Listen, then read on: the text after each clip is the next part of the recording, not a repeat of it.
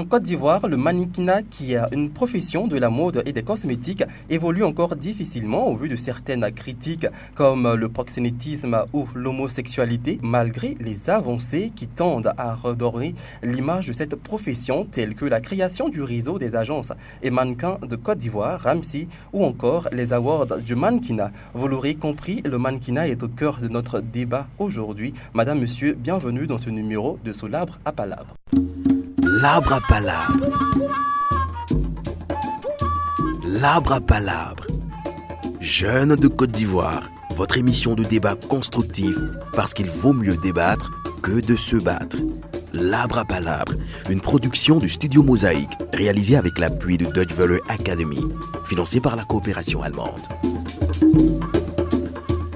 Le mannequinat en Côte d'Ivoire est-il un outil de promotion de la mode ou de dépravation des mœurs? Pour en parler, je reçois aujourd'hui M. Rahim Najim, chorégraphe de mode. Bonsoir monsieur. Bonsoir. Bienvenue dans nos locaux. Merci de l'invitation. De rien. Dites-nous en quelques mots, le chorégraphe de mode, il sert à quoi? Alors déjà, le chorégraphe de mode, c'est celui qui forme le mannequin. D'accord. Il forme à la démarche, à la prestance, à toutes les aptitudes qu'il faut avoir pour le défilé, voilà. Le chorégraphe de mode, c'est lui qui dirige un défilé derrière le décor. Ce qui se passe qu'on voit, c'est lui qui dirige, en fait. Ok. Juste à côté de vous, je reçois aussi, en face plutôt, de vous, je reçois M. Jean-Charles Bourgeois, qui est le manager d'Oceana Grove Model Agency Côte d'Ivoire. Bonsoir. Bonsoir. Bienvenue, merci d'avoir répondu à notre appel. Merci, c'est un honneur. Le plaisir, il est partagé, je pense. Et enfin, pour parler de ce thème, je reçois M. Shinkun Mark Wilfried, chef de projet opération dans une entreprise de marketing et il est aussi entrepreneur. Bonsoir et bienvenue. Bonsoir, merci bien pour l'invitation. Il n'y a pas de quoi, c'est moi qui vous remercie. Alors, entrons directement dans le vif de notre sujet. Au vu de toutes les critiques citées plus haut, est-ce que le mannequinat aujourd'hui, on peut le considérer comme un métier décent? Jean-Charles, vous qui êtes directeur d'une agence. Très bonne question. D'abord, j'ai entendu dans la description du sujet, j'ai entendu deux mots qui n'ont rien à voir forcément avec le mannequinat. Dites-nous. Dépravation des mœurs, homosexualité et autres. D'accord. Donc, il faut savoir que le mannequinat, c'est un métier comme tout autre. D'accord. Et c'est des jeunes, c'est des personnes qui ont envie de montrer leur talent, de montrer ce qu'ils savent faire. Et c'est un canal pour eux, en fait, de s'exprimer. C'est des artistes aussi à part entière.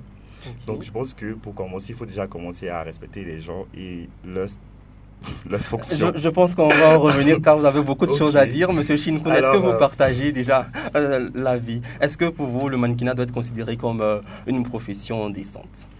Dès le départ, je dirais oui. D'accord. Voilà, parce que c'est aussi un métier noble. Mais ce que nous visons, ce que nous voyons à l'intérieur de ce métier-là, c'est ce que nous appelons en fait dépravation des mœurs.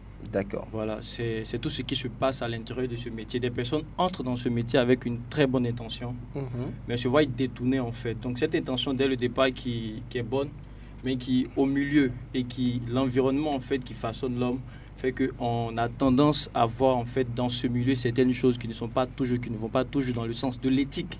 D'accord. Même de ce qui est éthique dans ce milieu et de ce qui aussi concerne la morale dans ce milieu. Donc dans ce milieu, il y a plein de dépravations. Il y en a plein de dépravations qu'on va citer peut-être tout à l'heure. Bien sûr. Voilà, on laisse le temps à M. Rahim aussi de se prononcer sur cette question. Alors je dirais déjà, mais pourquoi poser cette question en fait? C'est comme tout autre métier. On parle de vice, on parle de dépravation, mais excusez-moi, je dirais, c'est partout comme dans tout autre métier, oui, simplement. Comme je ne vous coupe pas la parole, mais comme on l'a dit en entame, le sondage fait dans les rues de la ville d'Abidjan, ce sont les grands mots qui sont ressortis de ce sondage, homosexualité, dépravation des mœurs, proxénétisme et bien d'autres. Voilà pourquoi on vous demande, est-ce que, même si vous êtes dans le milieu et que vous êtes acteur de ce milieu-là, est-ce que il n'y en a pas, ou bien c'est juste des exceptions? Ça fait quelques années que je suis dans le milieu et je n'ai eu aucune expérience malencontreuse, véritablement. D'accord. Pour vous, Monsieur Shinkun, qui est entrepreneur, qui avait travaillé avec des personnes du milieu, selon nos échanges, est-ce que c'est un problème récurrent, Disons ça comme ça. Comme on le dit souvent, il y a un adage qui dit qu'on ne montre jamais son village avec sa main gauche. Oui. Voilà.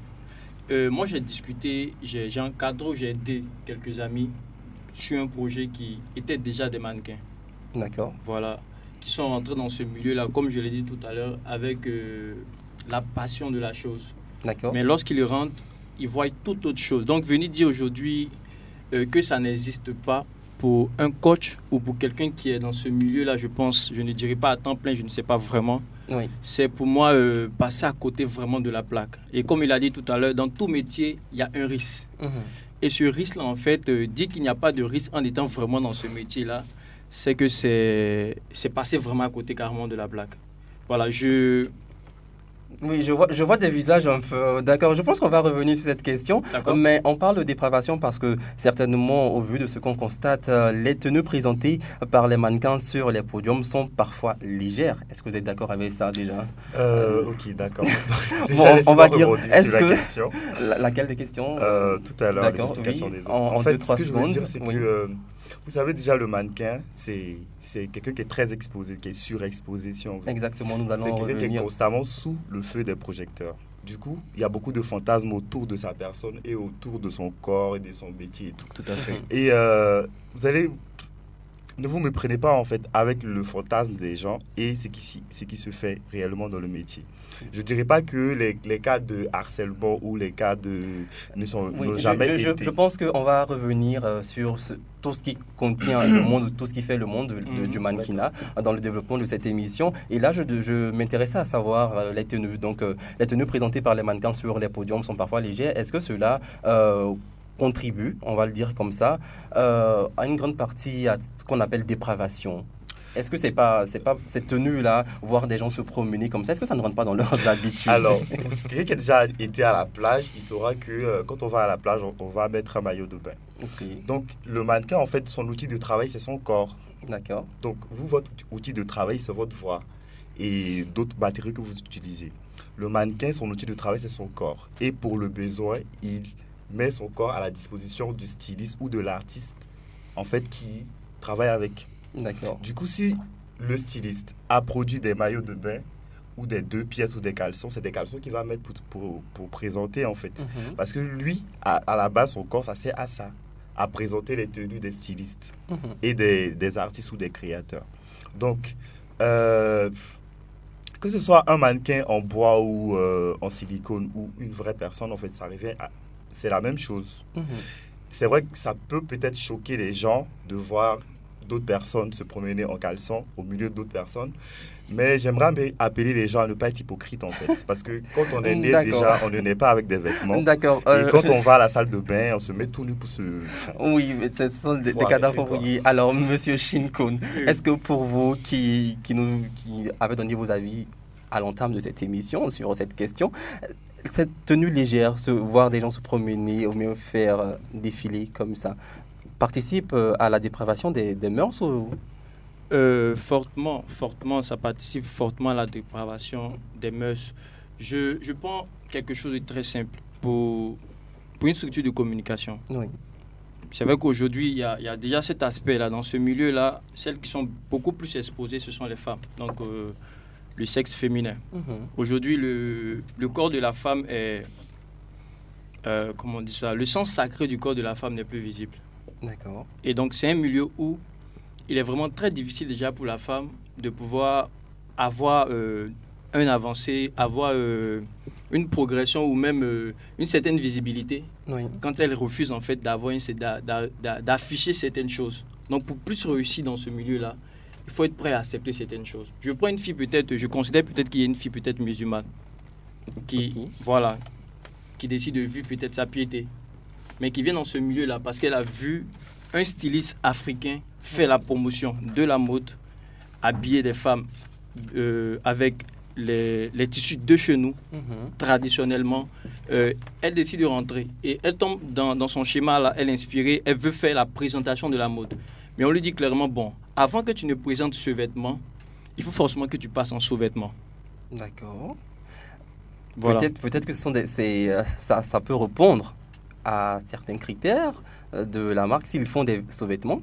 Non, mais à côté de ça, il y a le fait qu'elle exhibe déjà son corps. Ok. Ça attire déjà certaines choses. Pour une opération marketing, peut-être pour une pommade de la place. Mhm. Voilà. On utilise une mannequin. Voilà. Et quand on l'utilise, qu'est-ce qu'on fait? On prend la pommade. Elle est toute nue, voilà. De la tête jusqu'aux pieds, puis on prend la pommade. On place la pommade de manière à ce qu'il y ait une position. Pour que, je sais pas, ça ne sera pas peut-être bien dit ici. D'accord, bon, Mais je pense la que même affiche, on va en revenir la même affiche parce en que- fait de Oui. cette image-là où la pommade cache que la partie intime en Vous fait. voulez dire en sorte que ce que les mannequins présentent, c'est ce qui agit ou bien ce qui agit dans le subconscient des gens, ils suivent en fait ce que le mannequin présente. Voilà. Et Donc cette- ils participent à la dépravation des Voilà, mœurs. et ces affiches-là sont placardées dans toute la ville. Un enfant qui passe avec sa mère et qui voit ces affiches-là où il y a une jeune fille toute nue en fait, ça suscite dans l'esprit de cet enfant-là quelque chose. Donc ça D'accord. peut conduire à une certaine forme de dépravation. D'accord. Déjà au niveau de l'enfant, mais aussi déjà à l'intérieur. D'accord, je pense qu'on vous a bien compris. Dites-moi, Monsieur Raïm, vous qui êtes chorégraphe de mode, est-ce que vous partagez son avis? Car on le sait aussi, les enfants ou bien toute personne copie un peu ce que le modèle nous présente. Non, aucunement, du tout. D'accord. Déjà, faut dire, c'est vrai qu'on peut voir des affiches. Déjà, je n'ai jamais vu dans Abidjan une affiche où on présente une femme à moitié nue avec un objet qui cache ses parties intimes. À la télévision. Je suis en communication d'entreprise. je À la vois le plus télévision, souvent. moi également, je fais de la communication. Je vois le plus surtout au souvent. marketing. D'accord, aussi. on va écouter. Alors, On va je écouter termine. Monsieur Raïm. Je vais Je vois continuer le en plus souvent. disant Oui. que même à la télévision, lorsqu'on voit des dames presque dénudées, mais avec des objets qui cachent les parties intimes, Oui. il y a toujours des prescriptions qui sont faites. Mm. Il y a des heures où certaines publicités ne passent pas. Encore, faut savoir, lorsque ces publicités sont faites, c'est adressé à un public précis. Ok. On va dire que les juridictions qui s'occupent de cela ne vont jamais présenter des affiches avec des personnes dénudées, sachant qu'il y a des enfants. Il ne La revient vie. pas au mannequin ou encore au promoteur de venir Mm. dire ceci ou cela. Il sait très bien quelle est la cible. C'est plutôt... Il ne faudrait pas qu'on mélange les choses. Si les enfants le voient, c'est parce que des parents ou des Non, personnes... Laissez-moi terminer. Des parents ou des personnes qui sont chargées de l'éducation ont laissé voir certaines choses. Pourquoi est-ce qu'on fixe les téléphones aux enfants ou encore, pourquoi est-ce qu'on dit aux enfants, à partir d'une certaine heure, allez dormir? Excusez-moi, c'est pas au mannequin de se D'accord, cacher. je pense suis qu'on vous a désolé. compris, monsieur. J'ai pris un Oui, exemple allez-y. des affiches. C'était sont- juste un exemple. Voilà, dans C'était la juste un ville. exemple. En pleine D'accord. ville. D'accord, je vais rester avec vous, monsieur Shinkun, Alors, pour savoir. Monsieur. Non, je voulais juste dire un truc. Allez-y, je vous en Alors prie. là, on parle de dépravation de mœurs. J'aimerais comprendre de quelles mœurs il s'agit déjà. Parce que les mœurs, c'est pas ce que dit la religion en fait. D'abord, parce que tout le monde n'est pas religieux à la base. Oui, on ne parle Donc, pas de religion, oui. C'est pas ce que dit la religion. Du coup, on ne peut pas imposer certains dictats en fait du fait de la société à un certain milieu de travail. J'en viens.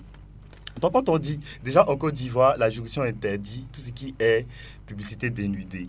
Oui. Du coup, vous pouvez être sexy, mais à un certain niveau, en fait.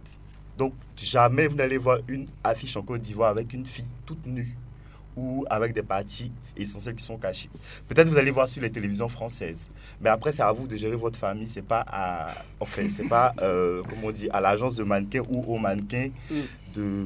Voilà. gérer, Et puis, concernant les mannequins avec le voile, ça existe, hein. Il existe des mannequins qui portent le voile et elles gardent le voile, elles portent des tenues qui sont décentes selon, disons, les prescriptions de sa religion. Ok. On ne les oblige nullement pas à se déshabiller. Il y en a même qui sont très célèbres actuellement. On peut aller voir sur Instagram, sur Google. Il y a des filles. Après, je veux dire, j'en reviens encore à dire que les gens fantasment beaucoup sur le métier de mannequin et sur tout ce qui se passe à l'intérieur. Parce que les gens sont vraiment exposés, surexposés. On sait constamment ce qui se passe dans leur vie. On les voit partout. Du coup, il y en a même qui n'ont jamais eu d'expérience avec la fille ou avec le mec. Mais la personne ira jusqu'à raconter des tas de choses. Des insanités. Parce, Oh que, oui, il y a- parce ouais. que soit il a essayé, ça n'a pas marché. D'accord. Soit il a envie, mais il ne sait pas comment faire. Mais après, il faut bien faire la distinction des choses. Parce que même dans le métier de communication, c'est pire encore. Parce qu'il y a des choses qu'on ne dit pas officiellement parce qu'on ne sont pas, ils je sont pense pas que pour, exposés. pour les autres milieux, on va avoir Voilà, l'occasion de donc vous en voilà, parler Quand voilà. on lors parle de de notre mannequinat, émission. alors il faut être vraiment, il faut prendre les choses. Parce que ce qu'on dit ici, ça peut éduquer les gens à la maison. Exactement, c'est Du pour coup, ça qu'on il en faut parle. prendre la mesure de tout ce qu'on dit. D'accord. Vraiment. Parce Alors, que nous aussi, les d'accord. agences de mannequins, on ne Je laisse sais- pas je les sais mannequins je sais qu'on a exposer plein sans de choses. défense. On va arriver aux responsabilités déjà. Ok. Monsieur Shinkun, qui Oui. est, on va dire, qui est un peu contre en fait ce qui se passe dans le milieu. Est-ce que vous souhaitez que les mannequins ou le métier du mannequinat soit quasiment fermé, arrêté?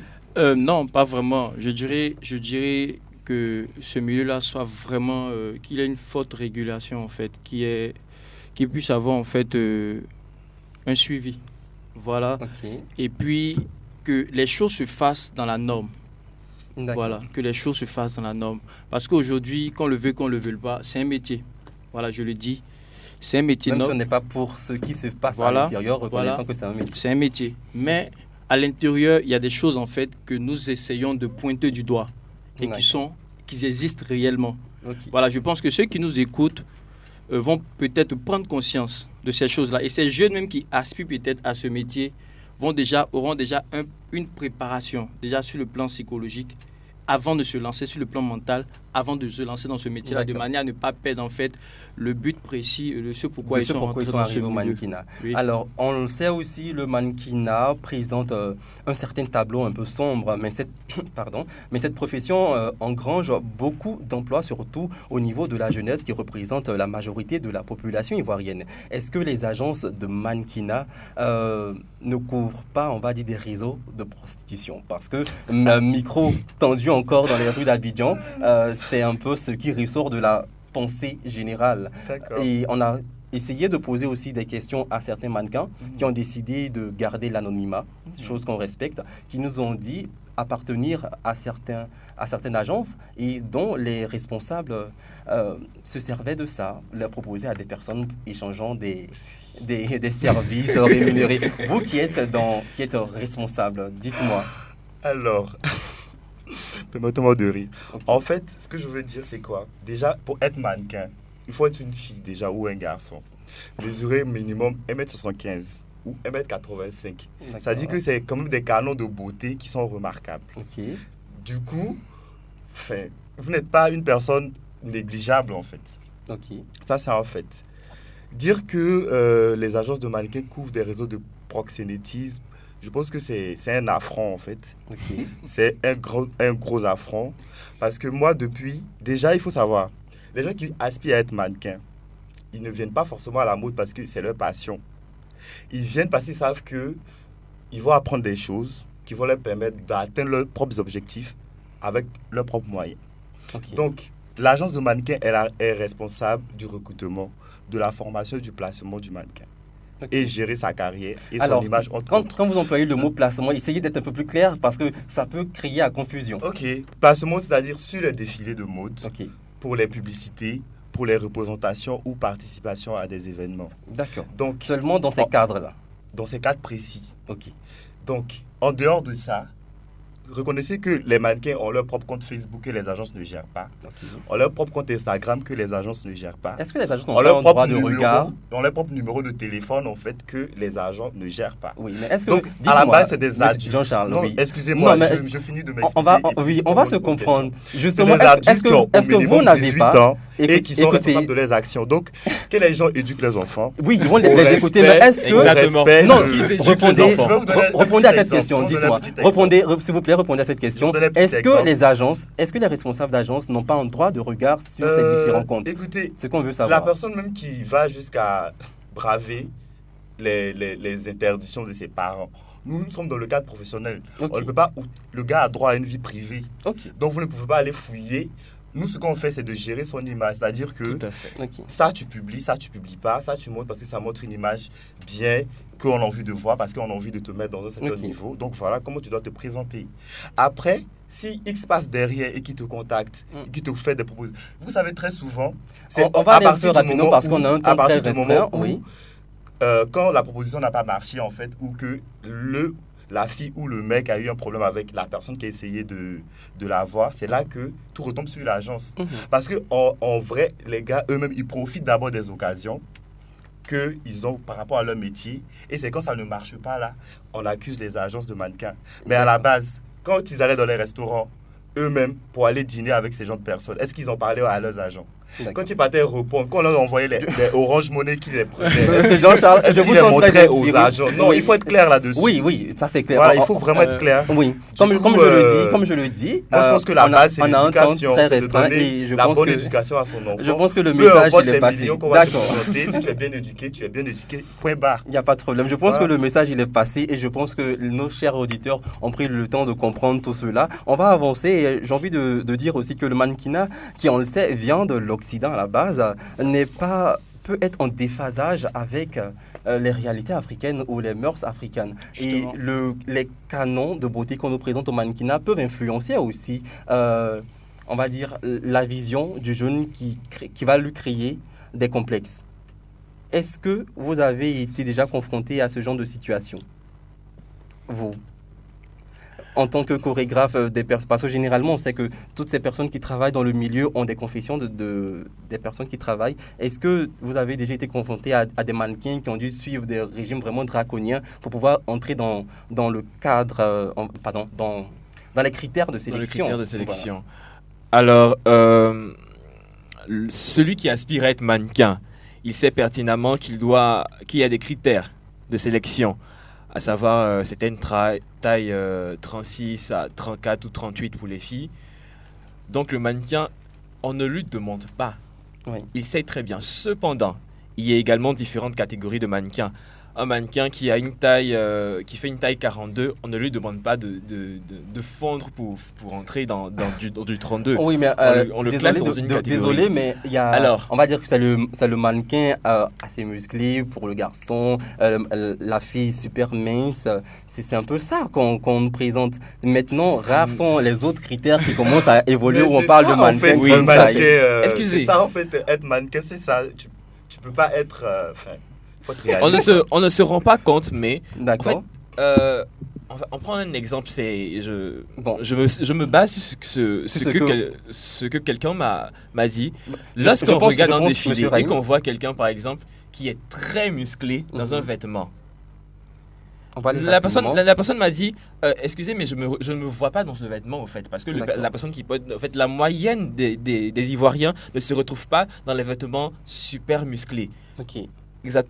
Mais de manière standard, on prend des personnes qui sont assez sveltes, slim, Ok. pour les femmes et pour les hommes. D'accord. Après, il y a les catégories, il y a Il y a différentes d'autres catégories catégories, je pense qu'on va en qui revenir. émergent, comme vous l'avez dit. D'accord. Je vais poser la même question à M. Shinkun. Est-ce que ces critères-là n'influencent pas la jeunesse et ça ne crée pas des complexes chez ces jeunes-là? Vous allez me permettre, juste avant cette question, je pense que vous avez posé vraiment une question tout à l'heure qui était, je pense, une question vraiment pertinente. Moi, j'ai... Mais vous allez y répondre assez rapidement Oui, pour pouvoir répondre voilà. à celle-là. Moi, j'ai un ami, en fait.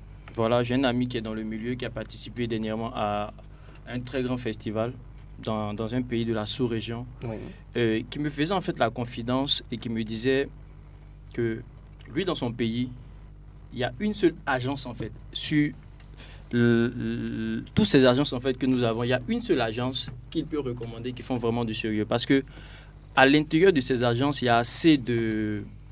Je pense qu'on Des va choses, en revenir fait, qui sur- se font. on va aborder le point du favoritisme au sein des agences. D'accord. Mais déjà, voilà pourquoi je D'accord. vous demandais de Voilà. répondre. Est-ce que ça influence pour vous? Oui, c'est influence. C'est influence parce qu'on est en Afrique. Ok. Et vous savez, les réalités africaines, en fait, sont vraiment différentes. Aujourd'hui, il y a des choses que nous sommes en train d'importer. C'est vrai qu'il faut faire des choses, mais il ne faut pas faire des copier-coller, en fait, à tout moment. Aujourd'hui, il y a une norme, en fait, qui est établie. Pour faire du mannequinat, il faut être peut-être, quand tu es une femme, il faut être très fine. Du coup, tu prends la jeune fille africaine qui a ses rondeurs à elle, qui est très belle, qui désire entrer, en fait, dans ce milieu-là, qui va se voir en train de faire certains régimes, qui va la faire perdre, en fait, cette forme, en fait, africaine qu'elle a. On me dira tout à l'heure que c'est aussi une question d'éducation. Elle doit être éduquée. Parce que depuis là, il y a deux choses, en fait. Lorsqu'on est en train de pointer du doigt les mœurs, en fait, qui sont à l'intérieur, on nous ramène toujours à la question de s'ils n'ont pas bien été éduqués. Non. Quand on rentre dans une agence de mannequinat, c'est que dans cette agence, il y a aussi une formation. La formation, elle ne consiste pas seulement à faire défiler, en fait, ou à faire prester, en fait. Comment est-ce que peut-être on peut va faire s'arrêter de bon et tout. boulot. Voilà. C'est pas seulement ça. Il y a aussi une formation humaine. Il y a aussi une formation qu'on donne. Donc, si ces personnes, certaines jeunes filles rentrent dans ce milieu-là parce que elle veut en fait s'épanouir, faire sortir en fait quelque chose. Il y a d'autres même qui rentrent parce qu'il y a une forte pression peut-être qu'elles ont à la maison, elles n'arrivent pas à s'exprimer. Donc pour d'autres, c'est pour leur corps en fait, c'est un moyen de communication. Elles arrivent en fait à s'exprimer. Mais lorsqu'elles viennent dans ce milieu-là, ce corps qui est un moyen de communication peut devenir facilement un moyen de prostitution parce que dans ce milieu-là, elles ne sont pas inculquées, elles ne sont pas éduquées. Vous ne leur donnez pas en fait ce qu'il faut. Excusez-moi, mais là je ne suis pas d'accord. Vous parliez de mon travail. Laissez-moi vous dire que chez nous, la formation de mannequinat, c'est un développement personnel. Il faut savoir. On ne va pas retrouver en fait à l'intérieur de ces gens. Il y a des chefs même d'agence. Je pense, monsieur Shinkun, qu'on vous a compris et monsieur Rahim aussi veut manifester son mécontentement. Mais comme je l'ai dit, on ne peut pas tout dire sur ce plateau. On essaie de donner en fait l'information juste et essayer de pouvoir faire comprendre à tout un chacun comment est-ce qu'il faut se comporter dans différents domaines. Il parlait d'éducation et moi j'ai envie de dire que certaines innovations ont été faites concernant cette profession, notamment les awards du mannequinat et aussi l'ouverture d'une école de mannequins ici en Côte d'Ivoire, qui est la première école de mannequinat de l'Afrique de l'Ouest. Alors cette école qui a été créée, à quoi est-ce qu'elle répond, Jean-Charles? C'est pas vraiment une école de mannequins, c'est une école des métiers de la mode. Donc, c'est l'école de Madame Fatim Sidimé, qui est la présidente du RAMSI et qui est le réseau des agences de mannequins de Côte d'Ivoire. D'abord, le réseau des agences de mannequins de Côte d'Ivoire répond aux besoins en fait, de professionnaliser, n'est-ce pas, ce corps de métier qui est très important, mais qui est très souvent, disons, marginalisé, comme aujourd'hui d'ailleurs, quand on en parle, avec des mots très durs. Donc, quand je parle d'éducation, en fait, je veux dire, vous savez, chez nous, on fait le développement personnel. Parce que c'est dans votre agence. Oui. On a en face de nous des jeunes qui ont du talent et qui sont renfermés dans tout ce que vous avez comme préjugés, comme dans la société. Et pour qu'ils puissent aller au maximum de leur potentiel, il faut leur apporter une aide, en fait, qui va leur permettre de se reconnaître en tant que personne, de savoir qu'ils ont du talent et qu'ils peuvent exceller dans ce qu'ils entreprennent. Moi, je pense que quand je parle d'éducation, déjà, moi, mes mannequins, leurs parents, ils appellent à tout moment. Bon, d'accord, ça c'est savoir, c'est un peu, voilà. Qu'est-ce que les enfants je vous comprends, ça c'est votre agence. Ça c'est ce que vous faites dans votre agence. Voilà. Il est clair que forcément il va montrer, voilà. Je pense voilà. que... Donc, ce qu'on essaie, la question était de savoir. On vous a compris, mais la question était de savoir. Une école, on parlait d'éducation, il faut éduquer ses enfants, il faut éduquer le mannequin même. Donc, une école a été mise sur pied, et j'aimerais savoir maintenant, j'ai pris votre avis. Dites-moi, monsieur Shinkun, est-ce que cette école-là va venir répondre aux mots dont on vient de parler? Ou bien cela va former encore d'autres mannequins pour entrer dans le milieu, voilà, dans d'autres considérations? Dites-moi. Déjà, il y a une réalité. Voilà, il y a une réalité. C'est un métier, bon, je ne dirais pas un métier à risque. Dites-moi concrètement, voilà. Pour vous. Est-ce que... Je pense que ça va répondre. Si on décide de créer, en fait, ça veut dire si on décide de créer une école et de mettre une école en place, c'est qu'on a quelque part remarqué qu'il y a forcément dans le système ou dans ce qui se fait des choses qui ne sont pas toujours en fait très bonnes. Donc, réorganiser déjà le métier va donner un peu plus de professionnalisme.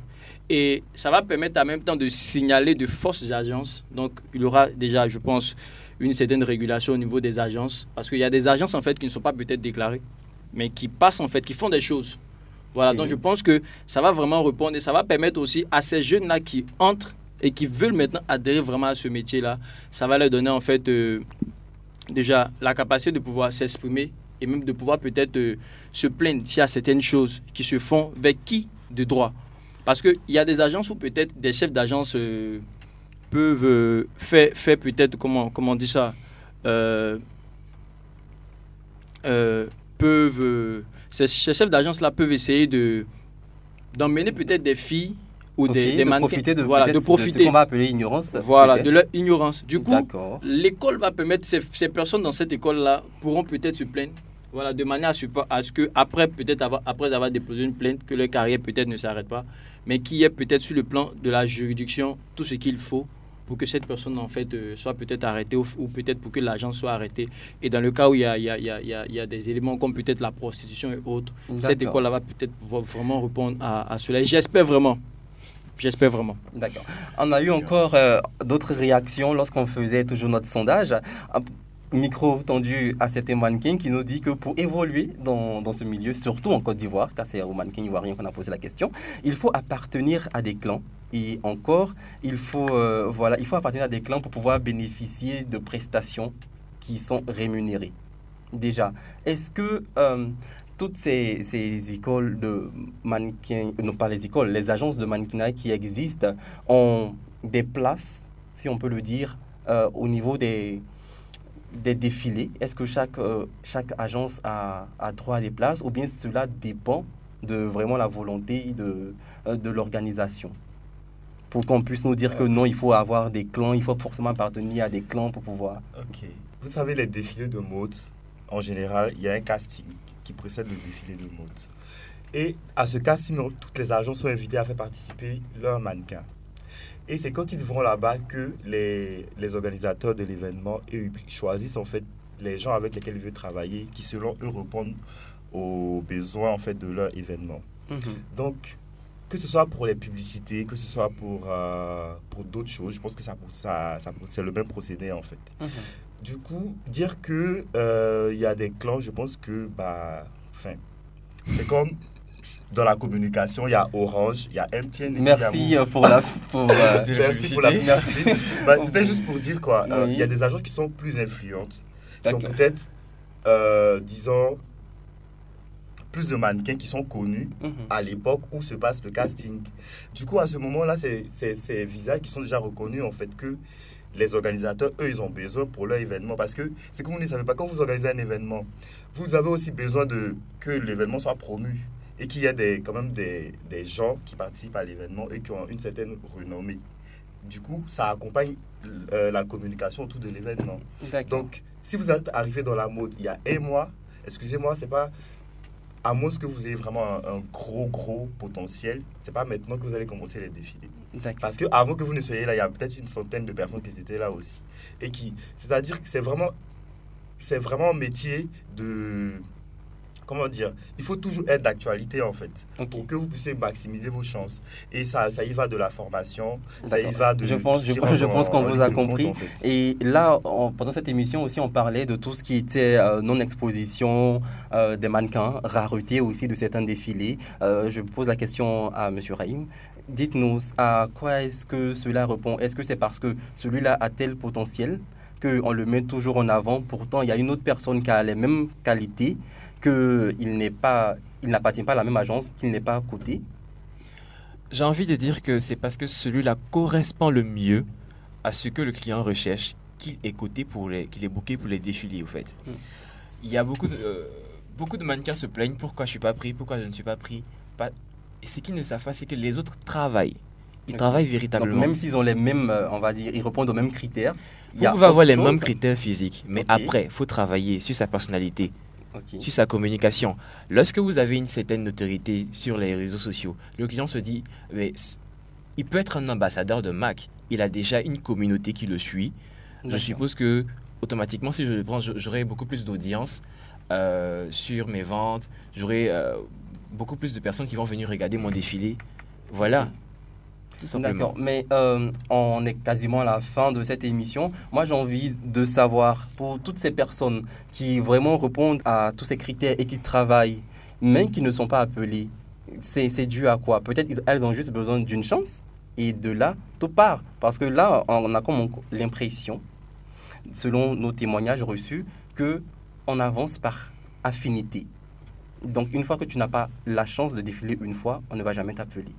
Oh non, c'est archi faux, c'est archi faux du tout. D'accord. Monsieur Shinkun, parce que c'est quand même les mêmes têtes qu'on voit généralement. Et vous qui avez dit que vous travaillez qui avez travaillé avec des mannequins, est-ce qu'ils vous ont fait des confessions à ce sujet? Ouais, je le dis dernièrement, j'ai déjà discuté en fait avec eux, voilà, et qui me disait clairement que tu peux tout avoir. Tu peux avoir la prestance qu'il faut, tu peux avoir les qualités qu'il faut. Mais arrivé à un certain moment, il y a des choses en fait. Et je pense que être dans le métier, être dans le métier et ne pas vraiment reconnaître c'est un peu compliqué. Vous Voilà. vous n'êtes Il y pas a- à la fin de votre phrase, ne pas reconnaître quoi, être dans Ne le pas, métier, ne pas reconnaître en Qu'est-ce fait, qu'on doit ne pas reconnaître reconnaître que pour arriver à un certain niveau, il y a Mhm. parfois des chantages. Et ça, c'est vrai. J'ai un événement, je veux que c'est vrai que tu as toutes les qualités qu'il faut, mais avant que tu n'aies accès en fait à la scène, voici ce que je te demande. Où j'ai remarqué que celui qui a le produit ou le client pour qui on travaille, il t'a vu pendant que nous étions en train de faire les tests et il me demande de te remettre son numéro pour que tu repasses en fait le voir. Et quand on sait ça, généralement, c'est pour certaines choses qui n'ont pas à voir en fait avec le cadre professionnel. Des choses comme Coucher certainement avec certaines filles. Et même, vous prenez peut-être avec peut-être le phénomène même de l'homosexualité. ok. Voilà, des chefs d'agence ou des personnalités qui sont même dans le milieu, qui pratiquent en fait ces choses-là, qui viennent parfois au milieu de certaines agences, mais qui organisent certains événements et qui font simplement la sélection. Donc, il y a forcément une dépravation. Donc, certaines personnes n'ont pas accès à la scène parce que parfois, elles refusent Ok. d'offrir leur corps ou parce que parfois, elles n'arrivent pas à le faire. Ou certaines D'accord, personnes même ont accès à la scène Mais parce qu'elles offrent leur corps. ah, c'est vous qui le dites. Alors là, Exactement. malheureusement, nous sommes à la fin de ce temps d'antenne qui nous a été imparti. Comme je l'ai dit, on ne peut pas tout dire sur ce plateau. On ne peut pas être d'accord sur tous les points. C'était la première partie de votre émission Sous l'arbre à palabre. Je vous donne rendez-vous très vite pour débattre de ce sujet en place publique avec d'autres intervenants, qui sait. Merci à Monsieur Jean-Charles Bourgeois, rappelons-le, qui est le manager de Oceana Groove Agency, Model Agency Côte d'Ivoire. Merci à Monsieur Rahim Najim, qui est chorégraphe de mode. Également, merci à Monsieur Shinkun Wilfried, qui a fait le déplacement pour venir répondre à nos questions. Merci. Quant à moi, je vous dis merci d'avoir suivi cette émission. Rendez-vous très vite pour un autre sujet. L'arbre à palabre. L'arbre à palabre. Jeunes de Côte d'Ivoire, votre émission de débat constructif parce qu'il vaut mieux débattre que de se battre. L'arbre à palabre, une production du Studio Mosaïque, réalisée avec l'appui de Deutsche Welle Academy, financée par la coopération allemande.